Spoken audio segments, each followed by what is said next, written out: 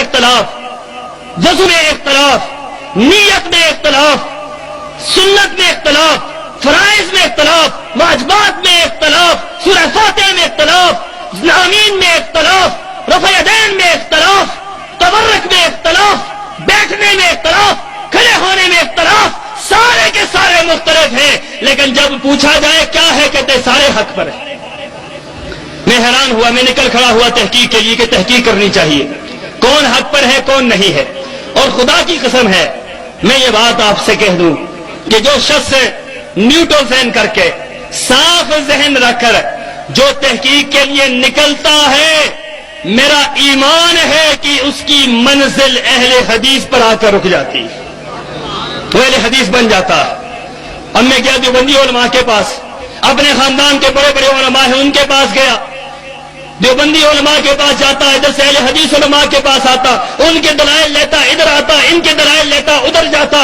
اسی دوران ہمارے ایک عالم دین ہیں مولانا شفیع الرحمان فیضی، بہت بڑے ارتباط کے عالم دین، دیوبندی مکتبہ فکر کے بہت بڑے پروفیسر، ان کے ساتھ میرا مناظرہ، ان کے ساتھ میری گفتگو شروع ہوئی۔ مولانا دیوبندی عالم دین ہے، میں بھی دیوبندی تھا، ہم بیٹھ کر حدیثیں تلاش کر رہے ہیں، رفع یدین کی حدیثیں ڈھونڈ رہے ہیں، رفع یدین کرنے کی حدیثیں بھی ڈھونڈ رہے ہیں، نہ کرنے کی حدیثیں بھی ڈھونڈ رہے ہیں۔ ہم نے بخاری اٹھائی، مسلم اٹھائی، ابو داؤد اٹھائی، نسائی اٹھائی، ترمذی اٹھائی، پوری صحاح ستہ اٹھائی۔ آپ حیران رہیں گے، پوری صحاح ستہ ہم نے چھان ماری، رفع یدین کرنے کی حدیثیں تو ملتی ہیں، نہ کرنے کی کوئی حدیث نہیں ملتی۔ حیران ہو گئے کہ ہمیں اپنا مسلک تو نظر ہی نہیں آ رہا۔ رات کو سو گئے، کہنے لگے بھائی صبح تلاش کریں گے۔ صبح میں اٹھا، میں نے دیکھا مولانا سنتیں پڑھ رہے ہیں اپنے حجرے کے اندر اور ساتھ ساتھ رفع یدین کر رہے ہیں، حنفی عالم دین رفع یدین کر رہے ہیں، اور خدا کی قسم ہے میں نے کئی حنفی علماء کو دیکھا رفع یدین کرتے ہیں۔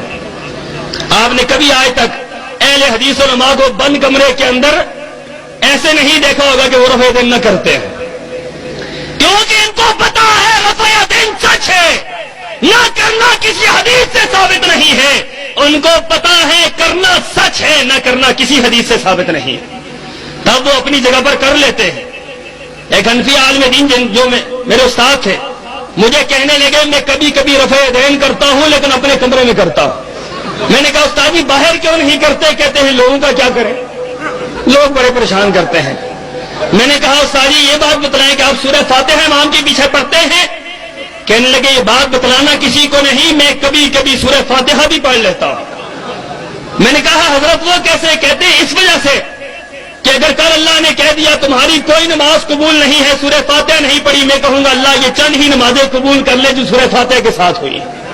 خدا کی قسم ان کو بھی یقین ہے اس بات کا، یقین ہے ان کو اس بات کا کہ کائنات کے اندر سب سے سچا مسلک اہل حدیث کا مسلک ہے، ان کو یقین ہے اس بات پر۔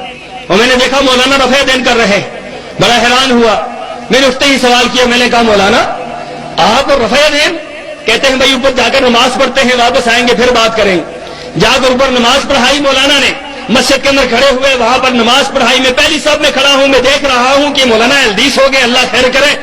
اب میں الحدیث نہیں تھا، میں نے رفع یدین شروع کی، مولانا نے شروع کر دی ہے۔ اب میں نے دیکھا تو مولانا نے نماز پڑھائی، رفع یدین نہیں کیا، نیچے رفع یدین کے اوپر نہیں کیا۔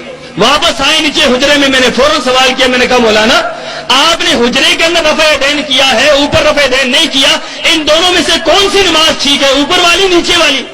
کہنے لگے دونوں ہی نمازیں ٹھیک ہیں۔ میں نے کہا یہاں سے بڑا غلط ہوتا ہے، یہاں سے نظام خراب ہوتا ہے، جو یہ کہتے ہیں سارے ٹھیک، سارے ٹھیک ہے، یہ کیسے ہو سکتا ہے؟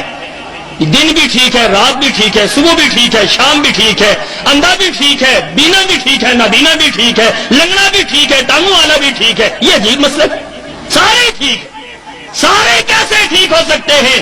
ٹھیک وہی ہے جو رب کے قرآن کے مطابق ہو، نبی کی حدیث کے مطابق ہو، وہی صحیح ہو سکتا ہے، کوئی اور صحیح ہو سکتا؟ میں نے کہا مولانا یہ کیسی بات ہے، آپ نے کیسی بات کر، مجھے لگتا ہے کہ آپ اہل حدیث ہو گئے۔ مجھے کہنے لگے بھانجے کل سے یار سچی بات یہ ہے کہ کل سے ہم عدم رفع یدین کی حدیثیں تلاش کر رہے ہیں، پوری صحاح ستہ چھان ماری، عدم رفع یدین کی کوئی حدیث نہیں ملی صحیح۔ ایک حدیث عبداللہ ابن مسعود کی ملتی ہے وہ بھی ضعیف، ایک روایت ملتی ہے وہ بھی ضعیف ہے، کہنے لگے مجھے خوف پیدا ہوا کہیں اللہ کل یہ اعلان کر دے کہ جو لوگوں نے رفع دین نہیں کیا ان کی نماز قبول ہی نہیں ہے، لہذا آج کے بعد میں نے فیصلہ کیا ہے کہ میں سنتوں کے اندر رفع دین کروں گا تاکہ اللہ کے سامنے پیش کر سکوں، اللہ یہ قبول فرما۔ اور اس کا اثر پتہ ہے کیا ہوا؟ مولانا شفیع الرحمان فیضی جنہوں نے اس وقت رفع دین شروع کیا، اللہ کا فضل دیکھو، اللہ کا فضل، اللہ کا کرم دیکھو، مولانا خود تو اہل حدیث نہیں ہوئے، ان کی ساری اولاد کو اللہ نے اہل حدیث بنا دیا، ساری اولاد اہل حدیث ہو۔ وہ کہتے ہیں ابو جی یہ کیا کرتے ہیں، کبھی رفع دین کرتے ہیں کبھی نہیں کرتے، ہم نے ہمیشہ ہی شروع کر دینا، ساری اولاد نے رفع دین کرنا شروع کر دی۔ تحقیق کا ہی دور ہے، کراچی میں چلے گئے، کراچی میں ہمارے بھائی ہیں بہت بڑے دیوبندی عالم دین ہیں، مولانا ضیاء الدین شاہ، مصدر العلم والادب 1300 صفحات پر مبنی کتاب لکھی، اس کتاب کے اندر اہل حدیث کو انہوں نے رافضی قرار دیا، شیعہ قرار دیا، اہل حدیث کو کہا یہ شیعہ سے بدتر ہے، اس کتاب کے اندر مولانا نے لکھا، اس قدر متعصب عالم دین ہے۔ مولانا کے پاس میں چلا گیا، ایک بندہ آیا سوال پوچھتا ہے طلاق ثلاثہ کا، بھی مولانا سیف اللہ صاحب بھی بیان فرما رہے تھے، یہاں پر بڑی دنیا پھنستی ہے طلاق کے مسئلے میں۔ اہل حدیث کا مسلک یہ ہے جو شخص ایک محفل کے اندر 3 طلاقیں دیتا ہے وہ ایک ہی ہوتی ہے، کتنی ہوتی ہے؟ ایک ہی ہوتی ہے۔ کیا دلیل ہے اس کی؟ جہاں صحابی فرما رہے ہیں، مسلم شریف کے اندر روایت موجود ہے، عبداللہ ابن عباس فرماتے ہیں کان الطلاق علی عہد رسول اللہ، رسول اللہ کے زمانے میں، حضرت ابوبکر صدیق کے زمانے میں، عمر فاروق کے زمانہ میں 2 سال تک جو شخص 3 طلاقیں دیتا تھا وہ ایک شمار ہوتی تھی۔ حضرت عبداللہ ابن عباس کہہ رہے ہیں اور اتفاق ہے اس بات پر، اہل حدیث کا یہی مسلک ہے کہ آپ ایک وقت میں ایک طلاق دیں، آپ ایک وقت میں دوسری طلاق دے سکتے، آپ ایک وقت میں ایک دیں، اگر آپ دوسری تیسری چوتھی دیتے ہیں آپ کی ایک تو قبول ہوگی باقی 2 قبول نہیں ہوگی۔ اس طریقے سے مثال سمجھے، جس طرح نماز کا وقت بھی متعین ہے اس کی تعداد بھی متعین ہے، ظہر کی کتنی رکعتیں ہیں؟ 4، وقت بھی متعین ہے ظہر کا، اس کی تعداد بھی متعین ہے۔ عصر کی کتنی رکعتیں ہیں؟ 4، اس کا وقت بھی متعین ہے، تعداد بھی متعین ہے۔ عصر کی مغرب کی کتنی رکعتیں ہیں؟ 3، اس کا وقت بھی متعین ہے، تعداد بھی متعین ہے۔ کوئی شخص یہ کہہ دے میں ظہر کو، عصر کو، مغرب کو اکٹھا کر کے پڑھتا ہوں، آپ مجھے یہ بتائیں اس کی یہ نمازیں ہو جائیں گی؟ اس کی ایک ظہر کی نماز تو ہوگی، جس کا وقت بھی تھا، جس کی تعداد بھی تھی، وہ تو قبول ہو جائے گی، باقی 2 نمازیں قبول ہیں۔ اسی طریقے سے جو شخص ایک مرتبہ 3 طلاقیں دیتا ہے اس کی ایک تو قبول ہوگی باقی 2 قبول نہیں ہوں گی۔ جو حدیث رسول اللہ کے اندر اس کی بے شمار مثالیں موجود ہیں، قرآن پاک کے اندر اس کی بے شمار دلائل موجود ہیں، لیکن میں یہاں پر یہ بات چھیڑنے نہیں آیا، میں تو ایک واقعے کی طرف اشارہ کرنا چاہتا ہوں۔ مولانا کے پاس بیٹھے ہیں، ان کے پاس ایک بندہ ہے جس نے 3 طلاقیں دی تھی، مولانا سے کہنے لگا مولانا میں نے اپنی بیوی کو 3 طلاقیں دی ہیں، آپ اس مسئلے کا حل بتلائیں۔ اب آپ کو پتا ہونا چاہیے ہمارے ہاں مختلف مذاہب ہیں، دیوبندی ہیں، بریلوی ہے، اہل حدیث ہے۔ دیوبندیوں کا اہل حدیث کا مذہب تو میں نے آپ کو بتلا دیا، دیوبندی حضرات کا یہ مسلک ہے کہ جو ایک محفل کے اندر 3 دے وہ تینوں ہی ہو جاتی ہیں، اب کوئی رجوع کی صورت نہیں ہے۔ بریلوی کہتے ہیں کہ 3 جو یکمشت دے اس کے بعد حلالے کے ذریعے رجوع کیا جا سکتا ہے، یہ بریلوی یہ مشورہ دیتے ہیں، ہم نے اس سے پہلے دیوبندیوں کو یہ مشورہ دیتے ہوئے نہیں سنا تھا، ہماری کتابوں میں بھی یہی ہم نے پڑھا اور یہی چیز ہم نے دیکھی بھی۔ مولانا کے پاس وہ بندہ ہے، اس نے کہا حضرت بتلائیں، مولانا سے کہا بھی طلاق ہوگی، جاؤ ختم ہو گیا مسئلہ، اس نے کہا نہیں حضرت خدا را میرا گھر برباد ہو گیا ہے، مجھے آپ اس کا حل بتلائیں۔ انہوں نے کہا اچھا اس طرح کرو، جاؤ جا کر حلالہ کروا لو۔ دیوبندی عالم دین حلالے کا مشورہ دے رہا، میں نے روک دیا، میں نے کہا حضرت آپ اس کو حلالہ کا مشورہ دیتے ہیں، یہ حلالہ کروانے جائے؟ میں نے کہا رسول اللہ کی حدیث ہے، حلالہ کرنے والے کروانے والے پر میرے نبی نے لعنت بھیجی ہے۔ میں نے کہا حضرت لعنت ہوتی ہے جو حلالہ کرتا ہے کرواتا ہے، ان پر میرے نبی نے لعنت بھیجی ہے۔ مولانا نے کیا بات کہی، بڑی عجیب بات کہی، حنفی عالم دین نے بڑی عجیب بات کہنے لگے بھائی لعنت تو ہو جائے گی، آپ کی بات ٹھیک ہے لعنت تو ہو جائے گی لیکن بیوی بھی تو حلال ہو جائے گی نا۔ یہ ایک نیا مذہب نکلا بیوی میں سے۔ میں حیران ہو گیا مولانا کی اس بات سے، میں نے کہا یہ دیکھو خود نہیں بدلتے قرآن کو بدل دیتے ہیں، خود نہیں بدلتے، قرآن کو بدل دیتے. کیسا فقیحانہ انداز ہے ان کا، یہ ان کی فقہ، یہ ان کے ہیلے ہیں، یہ ان کا طریقہ کار ہے، یہ ان کی حدیث رسول اللہ سے محبت ہے. میں نے کہا حضرت مذاق نہ کریں، آپ اس طرح کریں کہ ان کو اہل حدیث کے پاس بھیجے، کم از کم ان کا ایمان تو بچ جائے گا نا، ان کی عزت تو بچ جائے گی. میں اہل حدیث نہیں تھا اس ٹائم، لیکن میں نے کہا حضرت ان کے پاس بھیجے. کہنے لگے اہل حدیث کے پاس نہیں بھیجنا. میں نے کہا جی کیوں؟ آپ بریلویوں کے پاس جانے کے لیے بھیجنے کے لیے تیار ہیں، اہل حدیث کے پاس کیوں نہیں بھیجتے؟ کہنے لگے مفتی ولی حسن ٹونکی صاحب جو مفتی اعظم پاکستان تھے، بہت بڑے عالم دین تھے حنفی، ان کے بارے میں کہنے لگے کہ مولانا کے پاس ہم پڑھ رہے تھے تو مولانا نے ہمیں ایک بات کہی، کوئی میرا شاگرد شیعہ ہو جائے دکھ نہیں ہوتا، بریلوی ہو جائے دکھ نہیں ہوتا، کوئی مرزائی ہو جائے دکھ نہیں ہوتا، اہل حدیث ہو جائے بڑا مجھے افسوس ہوتا. ہم نے پوچھا حضرت وہ کیوں، وہ کیسے؟ کہنے لگے کوئی بریلوی ہو جائے تو وہ کیا کرے گا، زیادہ سے زیادہ حلوہ کھانا شروع کر دے، ان کا مذہبی کھانا کھلانا ہے، کھاؤ پیو مر جاؤ، بات ختم ہو گئی. کوئی جی گیا پھر بھی کھانا، کوئی مر گئے پھر بھی کھانا، اور تو ہے ہی کچھ نہیں اس مذہب کے اندر. اس مذہب کی بنیاد، اس مذہب کی ابتدا انتہا کھانے پر ہے اور کچھ بھی نہیں ہے. کھانا اس مذہب سے نکال دو، پیچھے کچھ بھی نہیں بھائی. مولانا کہنے لگے کہ یہ بات وہ کھانے کے پیچھے لگ جاتے ہیں. اگر میرا کوئی شاگرد شیعہ بن جائے تو مجھے افسوس اس لیے نہیں ہوتا کہ وہ شیعہ پیٹنے پٹانے میں لگ جاتا، پیٹنے پٹانے سے فرصت نہیں ملتی. کوئی مرزائی ہو جائے وہ مرزا قادیانی کے ساتھ لگ جاتا ہے، ہمیں کوئی پرواہ نہیں ہوتی. لیکن کوئی اہل حدیث بن جائے وہ ہم دیوبندیوں کے پیچھے لگ جاتا ہے، اس لیے بڑا افسوس ہوتا ہے. اسے ہم سے فرصت نہیں ملتی، ہر وقت وہ ہمارے پیچھے لگا رہتا ہے. میں نے کہا حضرت خدا اس طرح نہ کریں، آپ اس کو اہل حدیث عالم دین کے پاس بھیجیں. رب کعبہ کی قسم ہے، مسجد کے اندر ایک کمرہ مختص کیا گیا اور تبلیغی جماعت کے ایک شریف آدمی کو لایا گیا، تبلیغی جماعت کے ایک شریف آدمی کو، اور تعارف یہ کروایا گیا یہ تبلیغی جماعت کا بندہ ہے، بہت شریف آدمی ہے، چلہ بھی لگا ہے، دسواں بھی لگا ہے، اس نے سال بھی لگایا ہے، یہ تمہاری بیوی کا حلالہ نکلوائے گا. اب اندازہ لگاؤ تبلیغ جماعت والوں سے کیا کام کروا رہے ہیں. یہ بیچارے شریف سادے لوگ بستر اٹھانے والے، ان سے یہ کام کرواتے ہیں. اب اس کو جو ہے مسجد کے اندر کمرہ مختص کیا گیا، مسجد کے اندر حلالہ نکلوایا گیا.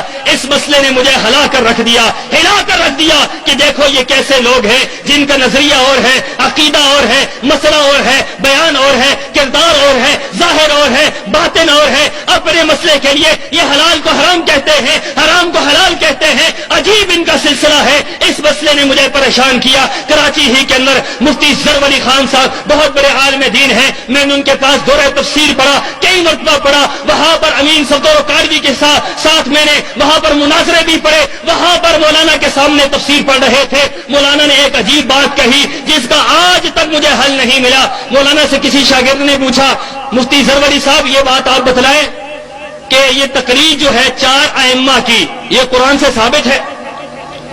4 ائمہ کی تقریر قرآن سے ثابت ہے؟ انہوں نے کہا ہاں قرآن سے ثابت ہے، میں قرآن سے ثابت کرتا ہوں. اب ہم حیران رہ گئے. کل میں ہماری چلنی شروع ہوگی کہ اب وہ آیت نوٹ کریں جس سے 4 اماموں کی تقلید ثابت ہوتی ہے. انہوں نے کہا نوٹ کرو آیت، قرآن کی آیت انہوں نے پڑھی، اولا لک فاولا ثم اولا لک فاولا. کہنے لگے پہلے اولا سے مراد حنفی، دوسرے سے شافی، تیسرے سے مالکی، چوتھی سے حنبلی. لو 4 اولا لک ہیں. چاروں ائمہ کے مذاہب کو میں نے قرآن سے ثابت کر دیا. وہ اٹھ کر کھڑا ہو گیا. مفتی صاحب کے ہاں سوال کی ممانعت تھی، آپ کو پتا ہونا چاہیے، تجربہ کر کے دیکھ لیں. ان حضرات کے ہاں سوال کی اجازت نہیں ہوتی. ہمارے ہاں آپ سوال کر سکتے ہیں لیکن ان کے ہاں سوالوں کی اجازت نہیں ہوتی. جو سوال کرے اس کو گستاخی کہتے ہیں. میں کھڑا ہو گیا، میں نے کہا حضرت یہ کیا کہتے؟ بیٹھ جاؤ بیٹھ جاؤ، جو میں نے بیان کر دیا وہی تھا، مجھے سوال نہیں کرنے دیا. میں حیران ہو گیا. میں نے کہا یہ دیکھو قرآن کو کس طرح بدلتے ہیں. یحرفون الکلمہ عن مواضعہ. ہم سنتے تھے یہودی اللہ کی آیات کو بدلا کرتے تھے، ہم سنتے تھے عیسائی اللہ کی آیات کو بدلتے تھے. ہم نے آج دیکھا لوگ اپنے آپ کو مسلمان کہتے ہوئے قرآن کی آیات کو بدل رہے ہیں. کس طرح قرآن کی آیت کو بدلا ہے، کس طرح قرآن کی آیت کی غلط تعویل کی ہے، غلط تشریح کی ہے، غلط ترجمہ کیا ہے. اسی انداز سے ایک اور مسئلہ پیش ہوا. تحقیق کر رہا ہوں بخاری شریف پڑھ رہے تھے، بخاری کے اندر حدیث موجود ہے، جو شخص اپنے بچے کو اٹھا کر نماز پڑھے اس کی نماز ہو جاتی ہے، اس کی نماز ہو جاتی ہے۔ حضرت ابی امامہ کو اٹھا کر رسول اللہ صلی اللہ علیہ وسلم نے نماز پڑھی، اپنی نواسی کو اٹھا کر نماز ہو جاتی ہے۔ یہ اہل حدیث پر اعتراض کرتے ہیں، یہ حدیث پیش کر کے اہل حدیث پر اعتراض کرتے ہیں لوگ، کہتے ہیں اہل حدیث جب حدیث کو مانتے ہیں تو پھر بچوں کو اٹھا کر نماز پڑھیں۔ اور ان کا عجیب مسلک ہے، فتاوی عالمگیری کے اندر، در مختار کے اندر، رد المختار کے اندر میں نے یہ مسئلہ پڑھا، وہاں پر لکھا ہوا تھا کوئی آدمی اپنے بچے کو اٹھا کر نماز پڑھے اس کی نماز نہیں ہوتی۔ مجھے یہ بتاؤ اللہ کے رسول کی نماز ہوئی ہے یا نہیں ہوئی؟ نبی پاک بچہ اٹھا کر نماز پڑھ رہے ہیں، یہ کہتے ہیں نماز نہیں ہوتی۔ اور اس سے بڑھ کر ایک اور عجیب مسئلہ، یہ ویسے فقہ عجوبوں سے بھری پڑی ہے، میں اس میدان کو نہیں کھولنا چاہتا، میں صرف وہ واقعات سامنے رکھنا چاہتا ہوں جو مجھے پیش آئے ہیں۔ وہاں پر یہ مسئلہ ہم نے پڑھا، در مختار کے اندر یہ مسئلہ پڑھا کہ کوئی شخص اگر کتے کے بچے کو اٹھا کر نماز پڑھے تو اس کی نماز ہو جاتی ہے۔ حیرانگی کی بات، اپنے بچے کو اٹھا کر پڑھو نماز نہیں ہوتی، کتے کے بچے کو اٹھا کر پڑھو نماز ہو جاتی ہے۔ عجیب محبت ہے کتوں سے، عجیب محبت ہے۔ اور ساتھ باقاعدہ آداب لکھے ہیں، آداب، علماء موجود ہیں، پوچھیں ان سے کہ باقاعدہ کتے کو اٹھانے کے آداب لکھے ہیں۔ انہوں نے کہا جب کتے کو اٹھا کر نماز پڑھو تو اس کا منہ باندھ لو، منہ باندھ کر نماز پڑھو۔ میں نے کہا حضرت منہ کیوں باندھنے کا حکم ہے؟ کہنے لگے منہ اس لیے باندھنے کا حکم ہے کہ کتے کو منہ چاٹنے کی عادت ہے، نماز میں کا یہی کام نہ شروع کر دے، لہذا منہ اس کو باندھ لو۔ اب عجیب حیرانگی کی بات، اس مسئلے کو اٹھا کر پھرتے رہے، ائمہ کی شرائط جو انہوں نے بتلائی ہیں اس کو اٹھا کر پھرتے رہے، بے شمار مسائل ایسے تھے جن کو لے کر پھرتے رہے۔ پھر عقیدے کی بات آتی ہے، عقیدہ جاؤ ان کی کتابوں کے اندر دیکھو، وحدت الوجود کا عقیدہ موجود، وحدت الشہود کا عقیدہ موجود، مردوں کی سماعت کا عقیدہ موجود، مردوں سے استمداد کا عقیدہ موجود، استمداد لغیر اللہ کا عقیدہ موجود، بزرگوں کے مختلف روحوں کے عقیدے موجود، مختلف انداز سے ان کی کتابوں کے اندر شرک کی بھرمار موجود ہے، بدعات کی بھرمار موجود ہے۔ جب مطالعہ کیا گیا، 4 سال اس مطالعے میں لگا رہا، 4 سال تحقیق کرتا رہا، رب کعبہ کی قسم ہے کبھی اہل حدیث کے پاس گیا، کبھی دیوبندیوں کے پاس گیا، جب اہل حدیث کے پاس جاتا مسئلے کا حل ملتا، جب دیوبندیوں کے پاس جاتا، آئینات کے پاس جاتا، وہاں سے دھکے ملتے۔ 4 سال کی جدوجہد کے بعد میں اس نظریے پہ پہنچا، کائنات کے اندر اگر کوئی بہترین مسلک ہے تو اہل حدیث کا مسلک ہوا۔ حضرت شاہ صاحب کے خاندان میں پہلا اہل حدیث تھا۔ آج اللہ کے فضل سے شاہ صاحب کے گھرانے کے اندر الحمدللہ سینکڑوں کی تعداد میں لوگ اہل حدیث ہو چکے ہیں، الحمدللہ۔ اور یہاں پر یہ بات بھی میں کہوں، اللہ کے فضل سے وہ وقت دور نہیں ہے جب سارے خاندان کو اللہ اہل حدیث بنا دے گا انشاءاللہ۔ پوری دنیا کے اوپر اگر کوئی مسلک قائم رہے گا اللہ کے فضل سے اہل حدیث پر رہے گا، کیونکہ اہل حدیث سچ ہے، اہل حدیث حق پر ہے، اہل حدیث صحیح ہے۔ کائنات کے اندر اگر کوئی گروہ بہترین ہے تو اہل حدیث کا گروہ ہے۔ یہی بات آپ کے سامنے رکھ رہا ہوں۔ لوگوں تحقیق کرو، خدا را تحقیق کرو، آؤ تحقیق کے میدان کی طرف، آؤ قرآن اور حدیث کی طرف، آؤ ائمہ کی تقلید کے پٹوں کو گلے سے اتار دو، آؤ ائمہ کی تقلید کو گلوں سے اتار دو، آؤ ائمہ کے معاملات کو اپنے زندگیوں سے نکال دو۔ بات ماننی ہے تو رسول اللہ کی مانو، عبادت کرنی ہے تو اللہ کی عبادت کرو۔ اللہ سے دعا ہے اللہ مجھے اور آپ کو عمل کی توفیق عطا فرمائے۔ وآخر دعوانا ان الحمدللہ۔